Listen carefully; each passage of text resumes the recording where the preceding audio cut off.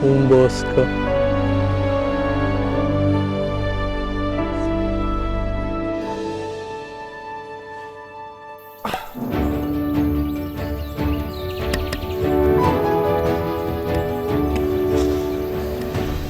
Buongiorno bellissimi, oggi ci troviamo a Budapest e niente, ho trovato una sottospecie di boschetto. Si tratta di un'isoletta sul Danubio e ho intenzione di riproporre, di continuare con la serie di sfide scalzo. Il problema è che c'è 1 grado, c'è la neve e siamo in una città.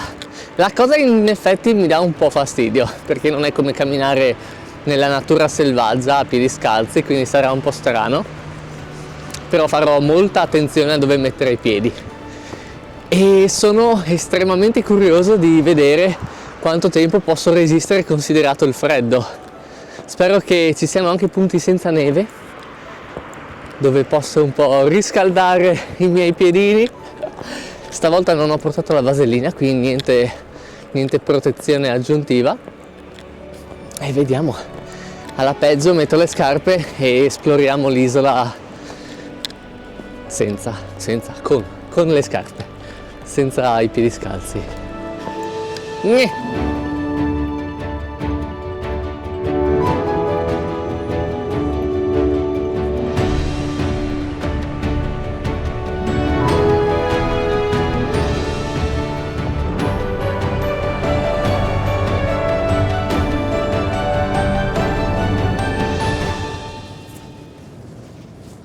L'isola si chiama Margit-Sziget, isola Margherita, è lunga 2770 km e larga circa mezzo chilometro, quindi in totale per percorrere il perimetro saranno più o meno 7 km credo, quindi meno di 2 ore.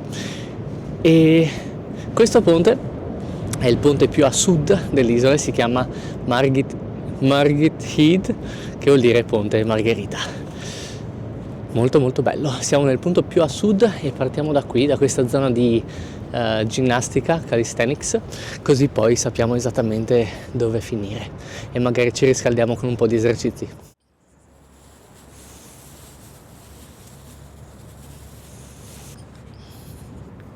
Oh.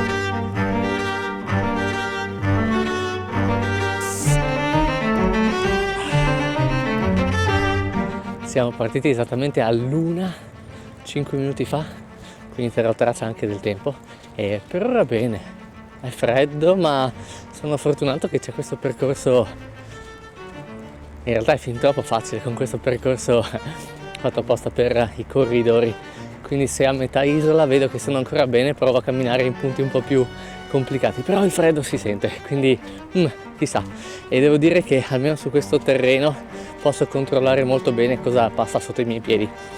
Essendo una città vedo in giro comunque pezzetti di bottiglie rotte e tappi, non vorrei calpestare qualcosa di sbagliato e farmi del male, quindi direi che già la sfida a freddo può essere sufficiente. Tra l'altro ci sono delle cose da esplorare, so che c'è un bellissimo platano gigante sull'isola e un paio di monumenti che andremo a vedere.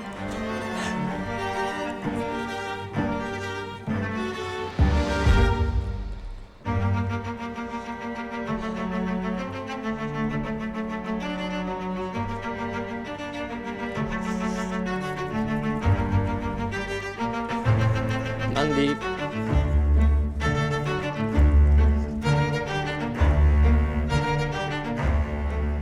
Sono passati i primi 20 minuti e abbiamo percorso più della metà del lato ovest dell'isola e inizio a non sentire i piedi, anzi già da un po' che non li sento. A metà mi sa che facciamo un check e magari li scaldiamo un pochettino con le mani per continuare. Però sono abbastanza propositivo, siamo stati più veloci del previsto. Qua salutiamo il percorso ciclabile e ci inoltriamo un po' verso l'interno, verso il giardino giapponese, in ungherese Japankert. Perché abbiamo detto che dobbiamo anche esplorare l'isola, non solo circumnavigarla. Non so se sia stata l'idea migliore. Qua fa molto più male.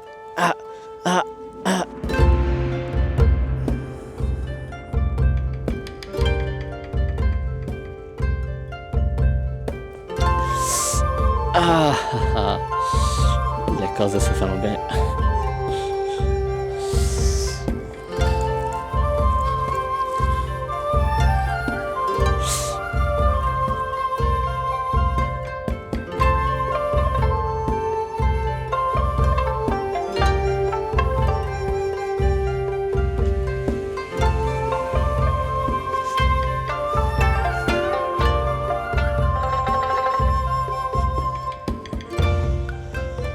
Questo comunque è il terreno peggiore finora. Ci sono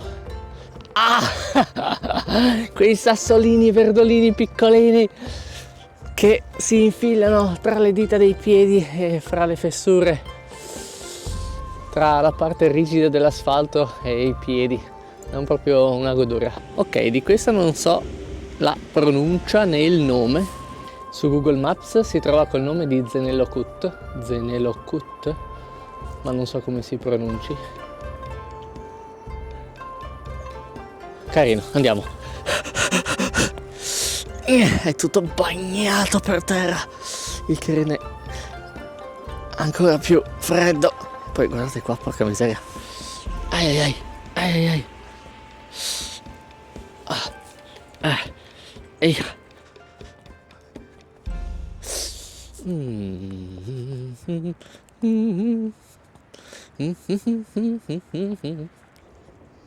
Torniamo sul Danubio. Salve.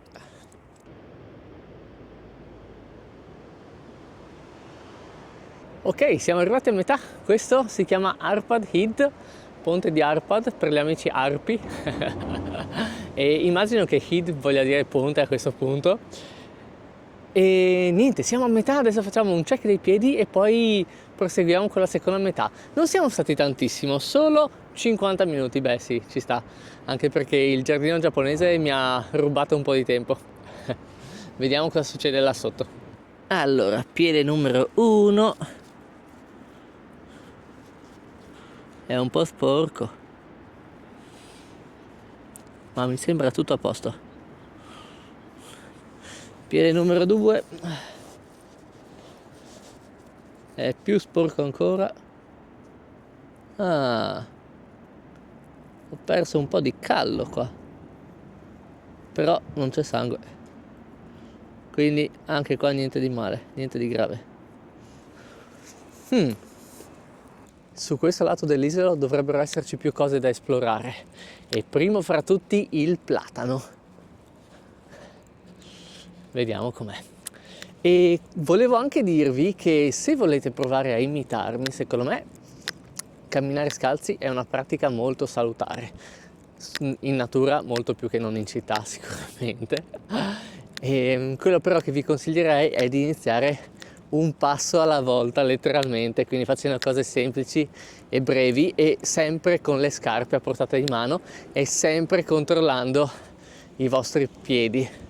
Io adesso li controllo sempre di meno perché vedo che stanno acquisendo una certa resistenza, però all'inizio ogni 2-3 minuti davo un'occhiata sotto per evitare ferite o graffi.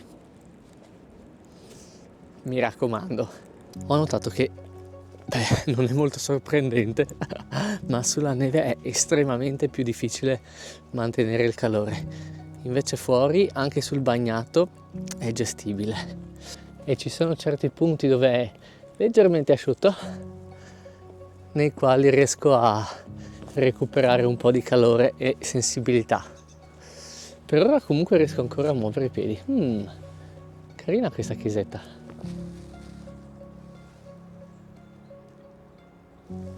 Anche di questa non conosco il nome, Posso cercare su Google Maps, ma lo leggerei in maniera totalmente errata probabilmente.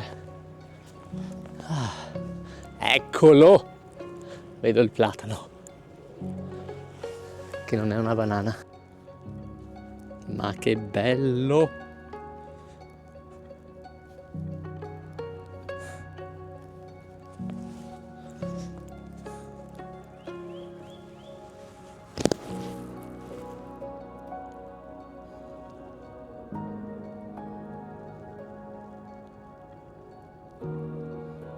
Che meraviglia! Ah, ciao Johnny! Fosse stato anche solo per il platano ne sarebbe valsa la pena. E adesso dovrebbe esserci un monastero in rovina. I piedi stanno andando, perché qua c'è veramente tanta neve e non riesco a trovare il modo di riscaldarli.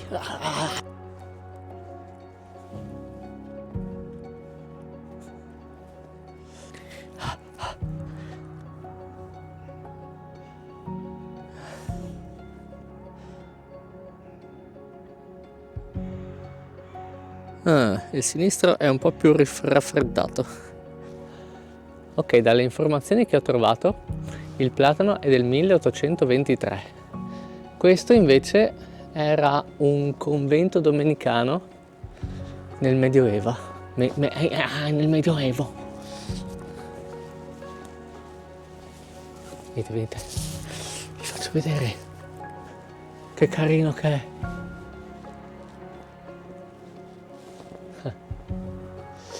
Quindi si andava qui solo di domenica, perché era domenicano.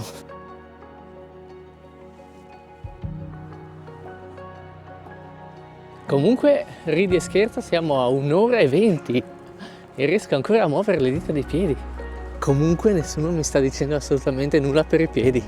Ogni tanto vedo gli sguardi, qualcuno sorride, però niente di più. Siamo tornati un attimo più verso l'interno dell'isola per vedere questo. Sembra un prato, un semplice prato, e invece è un memoriale. Ah! Qui si vede uno show fatto con le luci che illumina le foglie e i rami degli alberi. E inizia ogni giorno al tramonto. Direi che il tramonto non lo aspettiamo. Ai.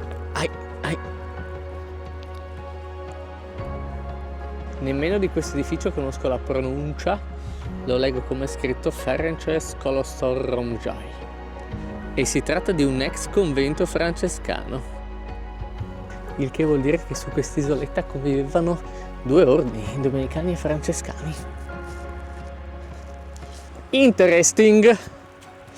Andiamo avanti! Probabilmente senza tutte queste esplorazioni saremmo già arrivati.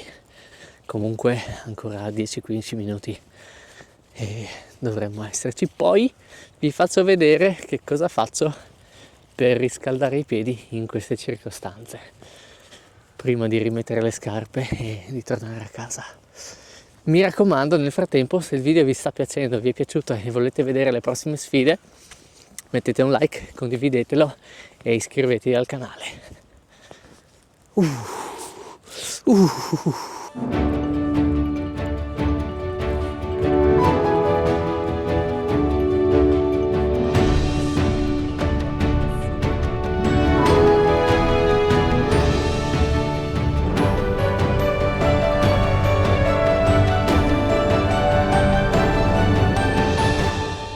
Vabbè, stavolta non me l'aspettavo proprio di riuscirci, anche perché dopo i primi 5 minuti il freddo ai piedi era già molto fastidioso, quindi ho subito iniziato a perdere le speranze su questa sfida, che poi vabbè non è mai una priorità raggiungere il termine.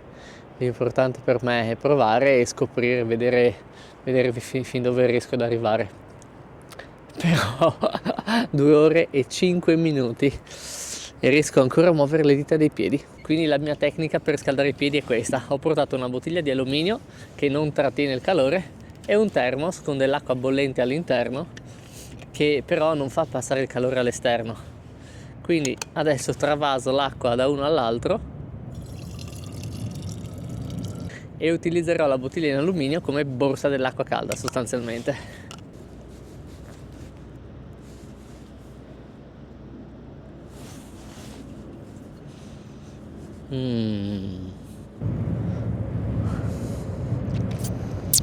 Come nuovo. Bene, anche questo video è concluso. Ci vediamo al prossimo. Se avete idee per nuove sfide scrivetemelo pure nei commenti. E ciao bellissimi.